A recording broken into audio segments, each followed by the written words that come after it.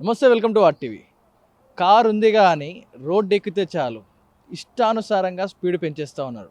అలాగే ఒక వ్యక్తి ఒక కొత్త వాక్స్ వ్యాగన్ కారు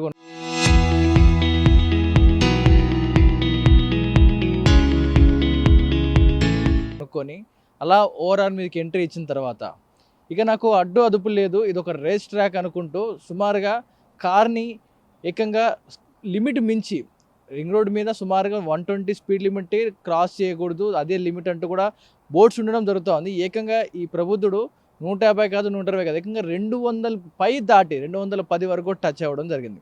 సో అంత డేంజరస్గా డ్రైవ్ చేశాడు. ప్రస్తుతం మనం అదే కార్ దగ్గర ఉన్నాం. పోలీసులు అతను ఏకంగా ఆ కారు ఏవైతే టోల్ ఇంకా టీఆర్ నెంబర్తో ఉండడం వల్ల ఒక స్లిప్ తీసుకొని ఓవరాల్ మీదకి ఎక్కడం జరిగింది. ఆ తర్వాత ఇక ఇది ఒక రేస్ ట్రాక్ అనుకున్నాడో ఏంటో మరి ఒక్కసారిగా ఆ కార్ని 200 km/hతో దూసుకెళ్ళడం జరుగుతోంది. ఈ స్పీడ్ మామూలు స్పీడ్గా కాదు, ఒక చిన్నపాటి పొరపాటు జరిగినా కూడా ఇతడి ప్రాణాలే కాదు, ఆపోజిట్గా వస్తున్న కానీ పక్క నుంచి వెళ్తున్న వెహికల్స్ కానీ వారు ప్రశాంతంగా ఇంటికి చేరుకోవాల్సిన ఫ్యామిలీ ఒక్కసారిగా వారు మృత్యువాత పడే అవకాశం ఉంటుంది. ఇలాంటి డేంజరస్ ర్యాష్ డ్రైవింగ్ వల్ల యువతర వారి ప్రాణాలు పోయే అవకాశం ఉంటుంది. ఎందుకంటే ఇతనికి మేబీ ఇతను కారు గట్టిగా ఉండొచ్చు, ఎయిర్ బ్యాగ్స్ ఓపెన్ కావచ్చు, ఇతను బ్రతికి బట్ట కట్టవచ్చు, కానీ ఇతని వల్ల అవతలి వ్యక్తికి ప్రమాదం జరిగిందంటే అతను స్పాట్లో చనిపోయే అవకాశం ఉంటుంది. ఒకరి కుటుంబంలో విషాదం నింపే అవకాశం ఉంటుంది. అనే నేపథ్యంలో డేంజరస్ డ్రైవింగ్ కింద ఇటు నార్సింగ్ పోలీస్ స్టేషన్ పోలీసులు కేసుని ఆ వీడియో అతను ఏవైతే రికార్డ్ చేసుకొని సోషల్ మీడియా పెట్టాడో దాని ఆధారంగా తీసుకొని ఆ వ్యక్తిని పట్టుకోవడం జరిగింది. తీసుకొచ్చారు, పోలీస్ స్టేషన్లో కూర్చోబెట్టారు. అతనిపై కొన్ని సెక్షన్ల కింద కేసు నమోదు చేసి అరెస్ట్ కూడా చేయడం జరిగింది, డేంజరస్ అండ్ ర్యాష్ డ్రైవింగ్ కింద. సో బండిని చేసేయడం జరిగింది, పోలీసుని పట్టుకోవడం జరిగింది. ఇది వాక్స్ వ్యాగన్ జీటీ, ఒక స్పోర్ట్స్ ఎడిషన్ కార్ని అయితే ఇతను తీసుకోవడం జరిగింది. సో దీన్ని అంత వేగంతో డ్రైవ్ చేస్తూ ఓఆర్ఆర్పై విన్యాసాలు సృష్టించిన ఈ కార్ని అయితే పోలీసులు అదుపులోనే పెట్టుకోవడం జరిగింది. పలు సెక్షన్ల కింద కేసు నమోదు చేశామంటూ కూడా పోలీసులు చెప్తా ఉన్నారు. ఇప్పటికీ ఆ వ్యక్తి డ్రైవింగ్ చేసిన వ్యక్తిని పోలీసులు అదుపులోనే ఉండడం జరుగుతోంది. ఇకపై మీరు కూడా ఎప్పుడైనా ఓఆర్ఆర్ ఎక్కినప్పుడు అదొక రేస్ ట్రాక్, ఒక స్మూత్ వే అనుకోకండి. ప్రస్తుతానికి ఈ కార్ని, ఈ జీటీ ఎడిషన్ వాక్స్ వ్యాగన్ ఒక కంపెనీలో వారు ఒక సీసీతో ఒక మంచి స్పోర్ట్స్ ఎడిషన్ మంచి సీసీ ఇంజన్లు, కెపాసిటీ ఇంజన్లు ఇద్దాం అనుకుంటారు. కానీ మీరు దాన్ని ఇలా దుర్వినియోగం చేసుకుంటూ మనుషులు ప్రాణాలకి డేంజరస్ డ్రైవింగ్ చేసుకుంటూ పోతారని కాదు. సో పరిమితిగా ఉందిగా అని చెప్పి మనం కిలోల బియ్యం అన్నీ కూడా ఒకరోజు వండుకొని తినలేం కదా. ఇది కూడా అంతే, బండికి స్పీడ్ లిమిట్ ఉందిగా అని చెప్పేసి ఎక్కువ తొక్కకండి. సో మన కోసం మన కుటుంబ సభ్యులు ఇంట్లో ఎదురు చూస్తూ ఉంటారు, మన కోసం మన వాళ్ళు ఎదురు చూస్తూ ఉంటారు. కాబట్టి ఇకనైనా కాస్త జాగ్రత్తగా తోలండి. సో దయచేసి వెహికల్ని చాలా జాగ్రత్తగా తోలండి. ఇలాంటి ర్యాష్ డ్రైవింగ్ చేశారంటే పోలీసులు ఇప్పుడు కొత్త టెక్నాలజీతో వచ్చారు. సో ఏ క్రైమ్ చేసినా ఏం చేసినా క్షణాల్లో దొరికిపోతూ ఉన్నారు, పట్టుకునే అవకాశం ఉంది. సో జాగ్రత్తగా ఉండండి. రోడ్స్పై అతి వేగంతో వెళ్తే ఇలా కేసు బుక్ అయిపోయి కొత్త కార్ సీజ్ అయిపోతుంది, మీరు లాకప్లో ఉండాల్సి వస్తుంది. ఇకపై ఓఆర్ఆర్పై ఇష్టం వచ్చినట్టు అదొక రేసింగ్ ట్రాక్ లాగా దూసుకెళ్తాం కార్లు వేసుకుని అంటే కుదరదు. తెలంగాణ పోలీసులు హై అలర్ట్ అవ్వడం జరిగింది. సో ఒక కార్ 200 స్పీడ్తో వెళ్తున్న ఒక వీడియో వారికి ఆచూకీ దొరకడంతో దాని కార్ని కూడా సీజ్ చేయడం జరిగింది. ప్రస్తుతం దీని గురించి మనతో మాట్లాడడానికి నార్సింగ్ సిఏ గారు ఉన్నారు. సార్, ఆ కార్ని ఎలా ట్రేస్ చేయడం జరిగింది, ఇది మీ దృష్టికి ఎప్పుడు వచ్చిందంటారు? ఇది మాకు ఒక 1 వీక్ బ్యాక్ మేము ఇన్స్టాగ్రామ్లో చూడడం జరిగింది. చూసి మాకు ఓఆర్ఆర్ వాళ్ళు కూడా ఇన్ఫామ్ చేయడం జరిగింది. ఓఆర్ఆర్ వాళ్ళు ఇచ్చిన కంప్లైంట్ని బేస్ చేసుకొని మేము ఎఫ్ఐఆర్ చేసుకొని అతన్ని ట్రేస్ చేయడం జరిగింది. అండ్ వెహికల్ కూడా ట్రేస్ చేయడం జరిగింది. ఆయన ఇన్స్టాగ్రామ్లో పోస్ట్ చేసుకోవడానికి మాత్రమే ఆ వీడియో తీసుకోవడం, అట్లా 200 స్పీడ్తో పోయి వీడియో తీసుకోవడం జరిగింది.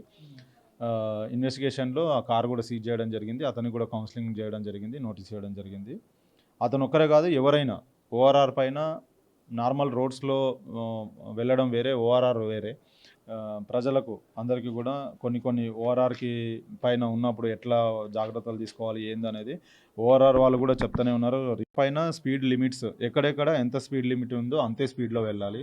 ఒక దగ్గర 80 ఉంటుంది, ఒక దగ్గర 100 ఉంటుంది, 120 వరకు లిమిటెడ్గా అట్లా ఏదైతే ఉందో అదే వెళ్ళాలి. ఏ వెహికల్కి ఏ లైన్ డిజిగ్నేట్ చేసి ఉందో అదే వెహికల్స్లో అంతే స్పీడ్తో పోతే, అంతకంటే ఎక్కువ స్పీడ్తో పోకుండా ఉంటే ప్రాపర్గా ఉంటుంది. తర్వాత కొంతమంది అన్నెసెసరీగా వెహికల్స్ స్టాప్ చేస్తూ ఉంటారు, అంటే ఎట్లాంటి రీజన్ లేకుండా, అంటే మెకానికల్ ప్రాబ్లం వల్లనో లేదంటే వెహికల్ బ్రేక్ డౌన్ అవ్వడం వల్లనో కాకుండా ఫుడ్ కన్జ్యూమ్ చేయడానికి, ఎవరో వస్తున్నారు అని చెప్పేసి ఆగడానికి, లేదు కొంతమంది ఫొటోస్ దిగడానికి, కొద్దిగా రీల్స్ చేసుకోవడానికి, అట్లాంటి వాళ్ళు ఓఆర్ఆర్ పైన వెహికల్స్ ఆపుతున్నారు.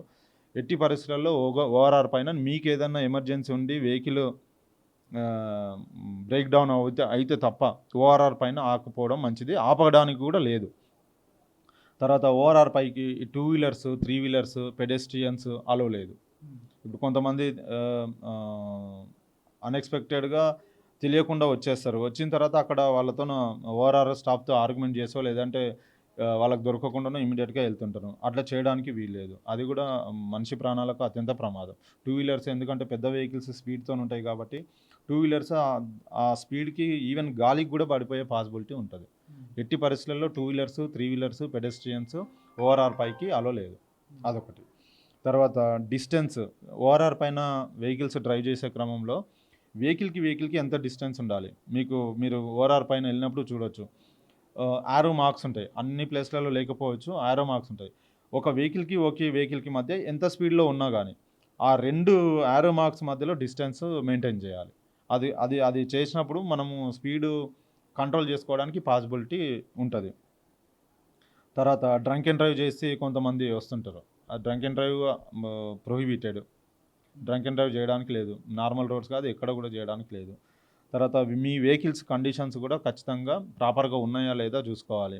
మీకు ఏదైనా వెహికల్ రిపేర్ ఉన్న వెహికల్స్ని ఓఆర్ఆర్ పైకి తీసుకురాకండి. అది చిన్న రోడ్లో నుంచి మెకానిక్ షెడ్కి తీసుకెళ్ళడమా, ఇంకోటి చేయడం. ఒకవేళ మీరు తెలిసి మీ వెహికల్ కండిషన్ బాగలేదని తెలిసి తీసుకొచ్చి ఏదైనా యాక్సిడెంట్ అయితే ఖచ్చితంగా మీ మీద ఎవరైతే చేస్తారో వాళ్ళపైన కేసు బుక్ చేయడం జరుగుతుంది. తర్వాత ఫాస్టాగ్స్ ఏదైతే టోల్ గేట్స్ ఉంటాయో టోల్ గేట్స్ దగ్గర ఎక్కువ రద్దీ కాకుండా ఉండడానికి మీ ఫాస్టాగ్స్ ఎప్పటికప్పుడు రీఛార్జ్ చేసుకోవడమా, ఫాస్టాగ్ లేకుండా పైకి రాకుండా ఉండడమా అట్లా ప్రాపర్గా చూసుకోండి ఒకటి. తర్వాత చాలామందికి తెలియదు ఓఆర్ఆర్ పైన ఏదైనా ఎమర్జెన్సీ వస్తే ఎవరికి కాల్ చేయాలి, ఎవరు నంబర్ పెట్టుకోరు. అక్కడక్కడ వాళ్ళ బోర్డ్స్ కూడా ఉంటాయి, emergency numbers please call to so and so number అని చెప్పేసి. ఆ నంబర్ వచ్చేసి 14449. ఇది ఓఆర్ఆర్ పైన ఎవరైతే ట్రావెల్ చేస్తారో వాళ్ళందరూ తప్పకుండా ఫోన్లో ఆ టైంకి నంబర్ గుర్తు రాకపోవచ్చు, ఏం చేయాలనో తెలియకపోవచ్చు.